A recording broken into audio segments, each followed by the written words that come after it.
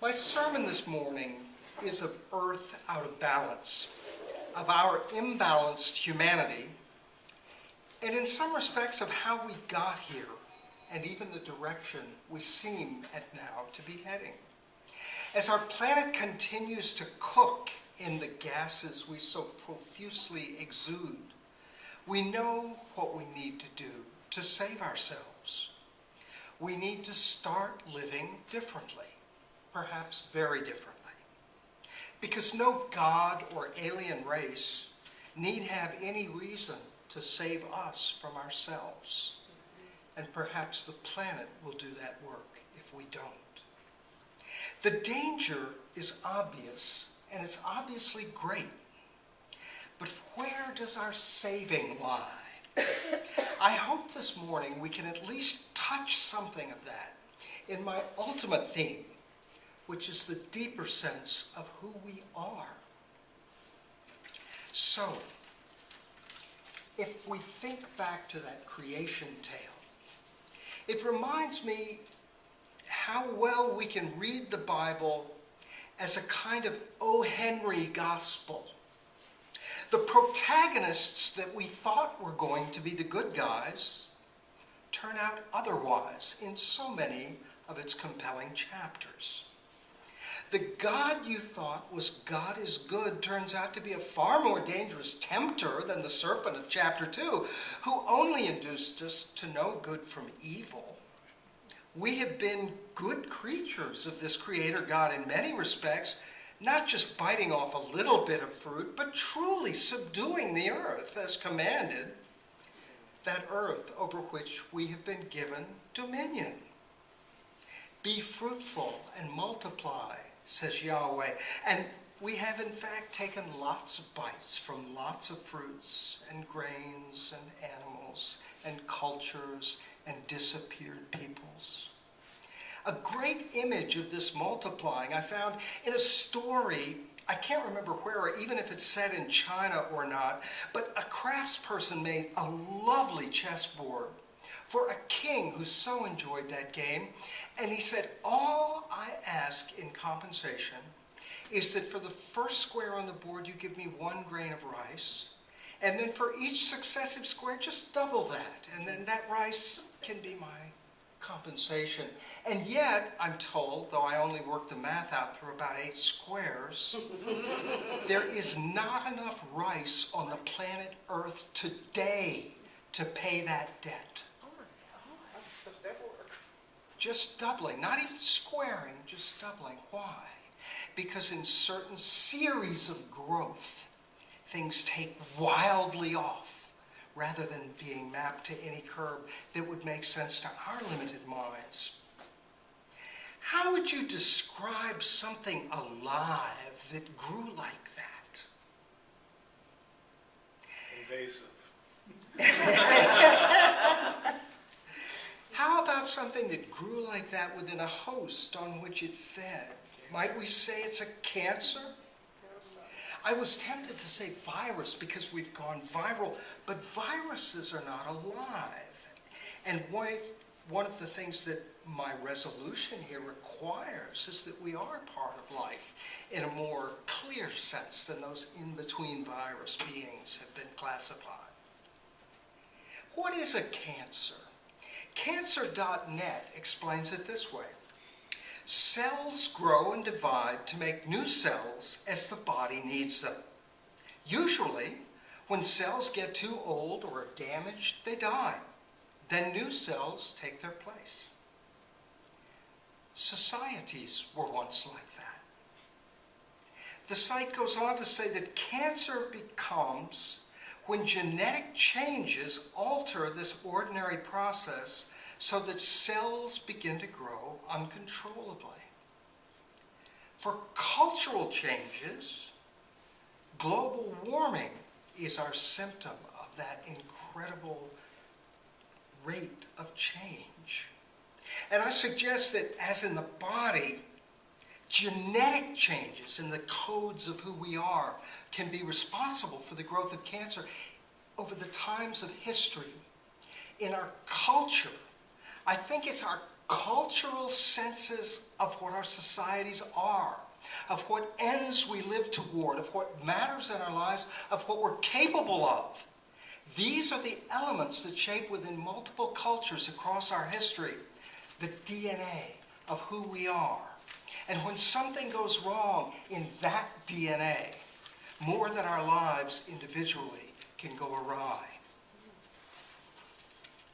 One person who might find attractive the hypothesis that global warming is a fever symptom in response to the invading cancer of Homo sapiens is our Environmental Protection Agency Administrator, Scott Pruitt.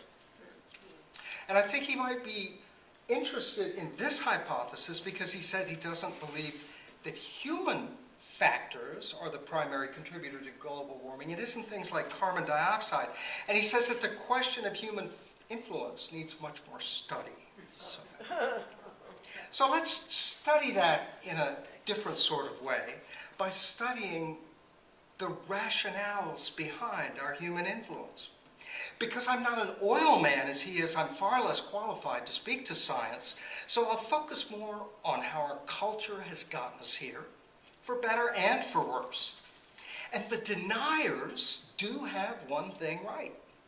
Global temperature changes were decisive long before we had power to influence them. In that respect, they're correct.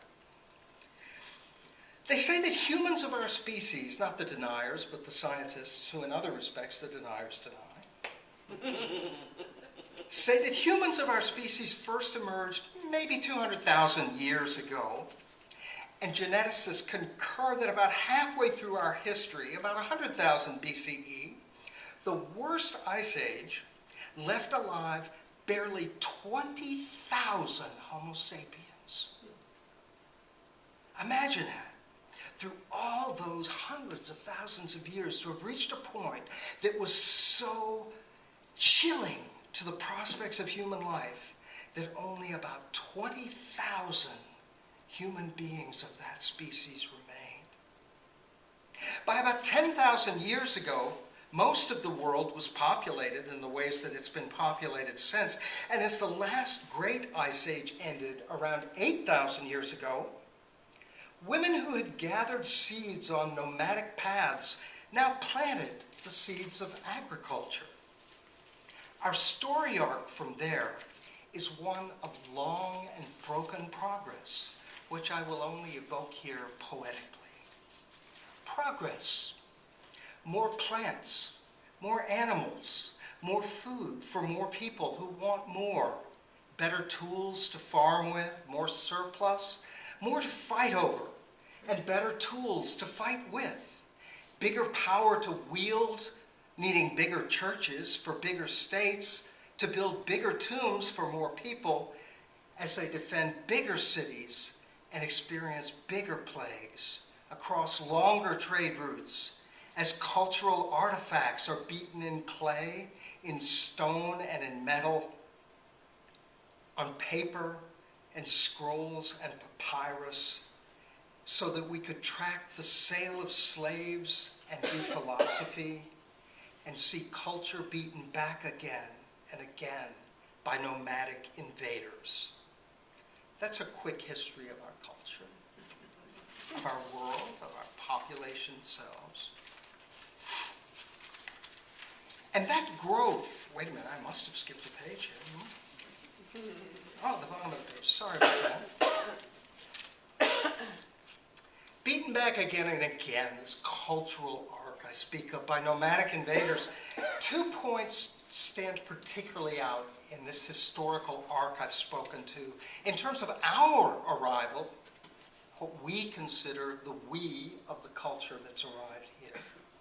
And those 2 points are the Athens of democracy and philosophy in the first millennium BCE, that gave us what we receive as a unique heritage of conceptual progress, a speculative theoria that would grow through philosophy into natural philosophy and into what we now call mathematical science. All of that, an outgrowth of these abstract intellectual endeavors by those amazing Athenians and their kindred cultural contacts.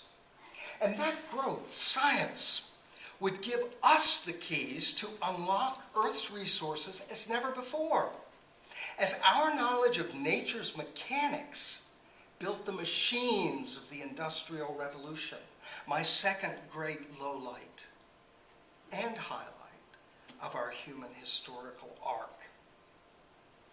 The machines of the Industrial Revolution were fueled by natural resources and human resources as well, from slaves to the urban poor, all to the service of the economic surplus that was the indispensable driver of that growth in standards of living that we so proudly map in our Western heritage. Economic surplus is the key. That Industrial Revolution is when the ceilings came off the growth curves. That is when population, gross products exploded. When the appetites that drive us today were impressed deeply in our cultural genes. The Industrial Revolution. But at what price, this progress? Imagine a new reality TV show. You all spend most of your time watching reality TV. Just taking a break to come here. For those of you who enjoy Hinduism and Vedanta and that sort of thought, all the world is reality TV. So let's imagine a reality TV show called Let's Make a Better Deal.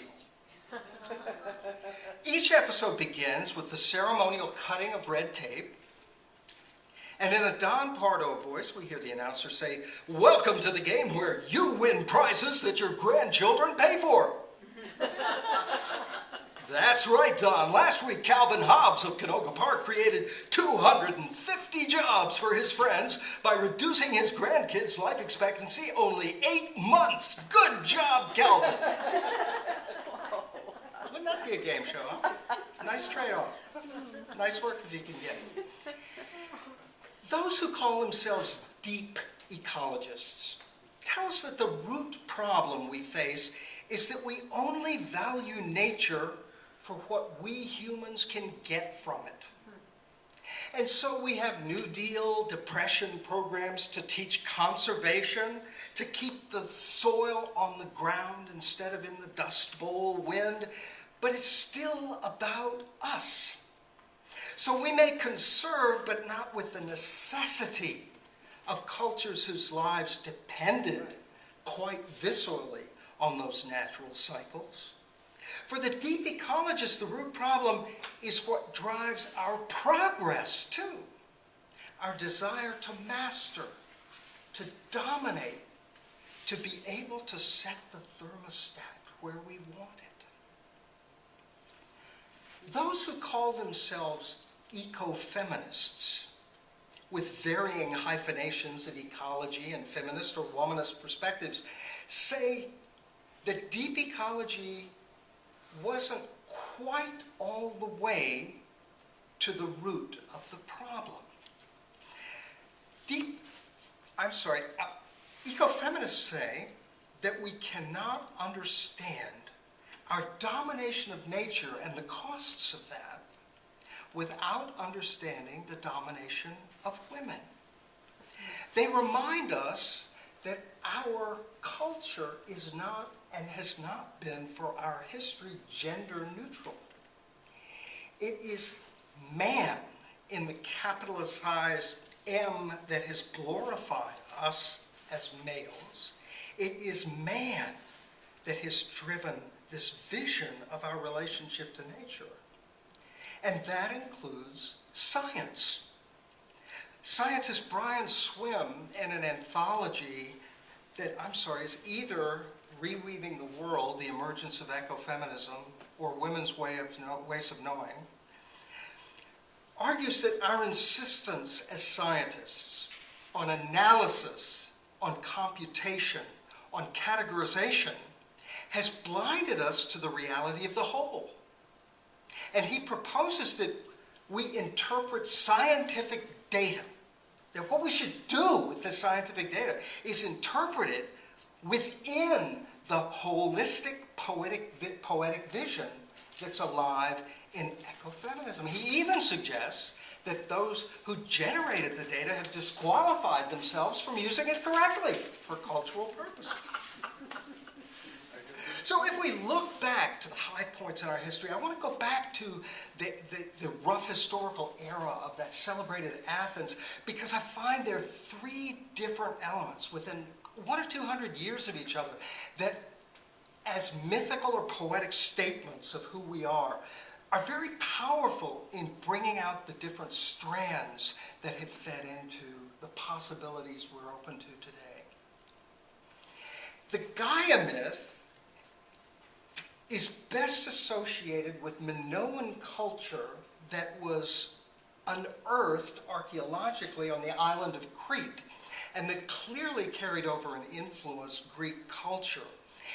The Gaia myth, along with other elements of that culture, dated from pre-patriarchal times, before the Indo-European invaders from the steppes and elsewhere imposed a different way of organizing our relationships with ourselves and our world.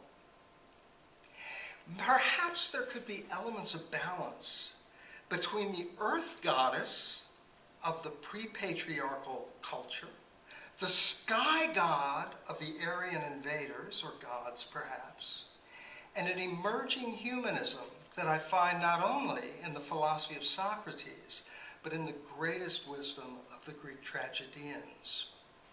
Let me begin a trilogy of short readings here, from the Homeric era hymn to Gaia.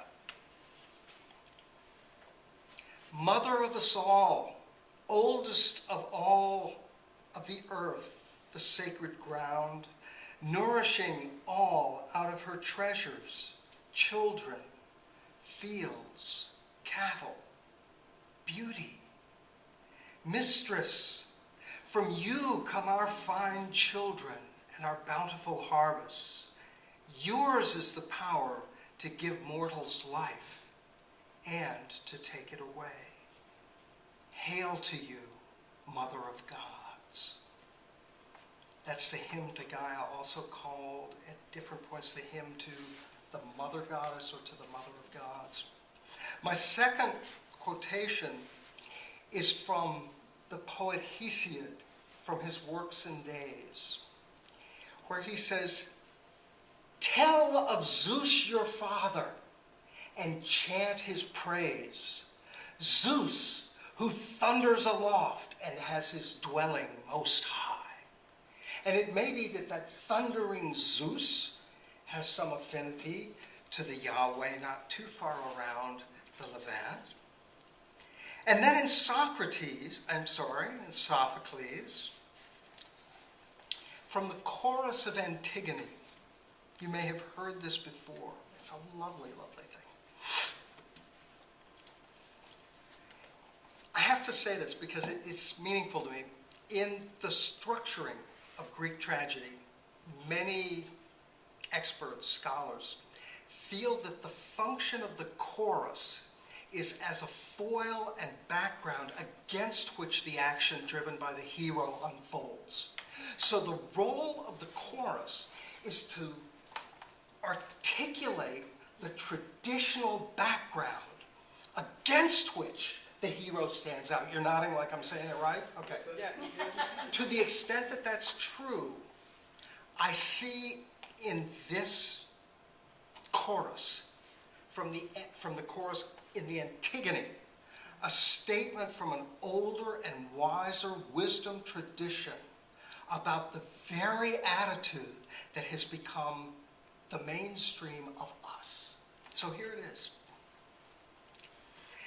Many the wonders, but nothing walks stranger than man. This thing crosses the sea in the winter's storm, making his path through the roaring waves. And she, the greatest of gods, the earth, ageless she is, and unwearied, He wears her away as the plows go up and down from year to year and his mules turn up the soil. Gay nations of birds he snares and leads, wild beast tribes in the salty brood of the sea. With the twisted mesh of his nets, this clever man, he controls with craft the beasts of the open air, walkers on hills. The horse with his shaggy mane he holds and harnesses, yoked about the neck, and the strong bull of the mountain.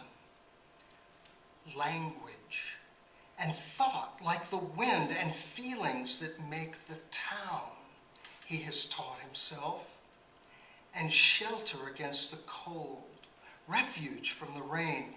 He can always help himself. He faces no future helpless. There's only death that he cannot find an escape from.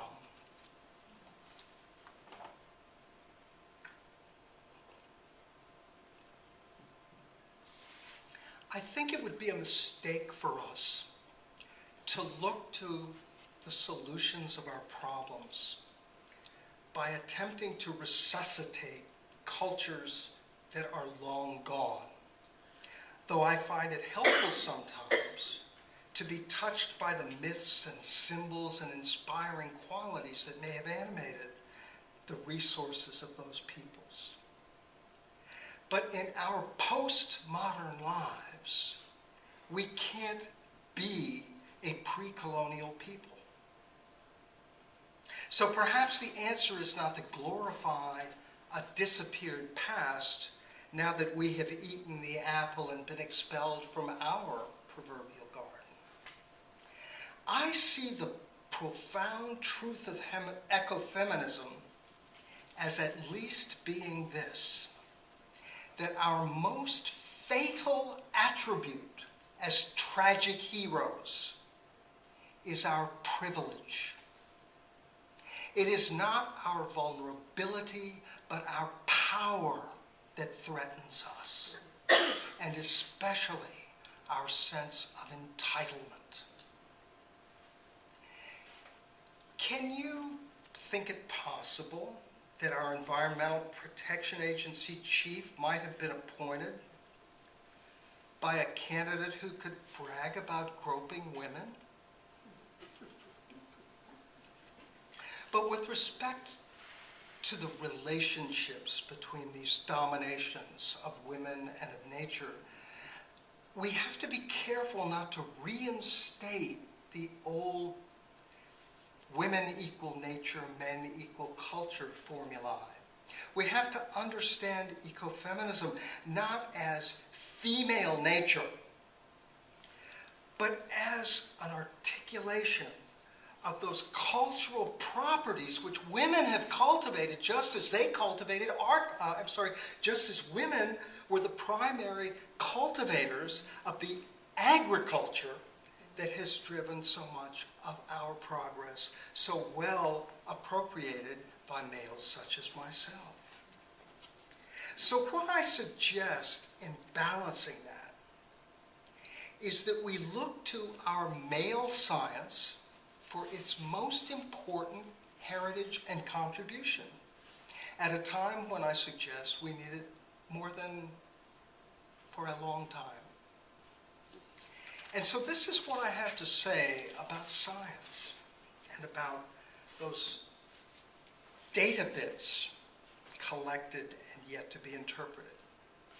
Science is not a body of information. Science is an attitude and an endeavor and an institution spanning decades, driven to the future by the belief that there is a relationship between the structures nature is capable of showing and the minds nature has birthed that might yet know those structures and articulate them in meaningful and useful ways. Science is the project not of making up facts for coffee table books, but of discovering the picture within which those things cohere and through which we can make sense of this organism, this universe, this cosmos that is irreducibly interdependent the farther we get into it.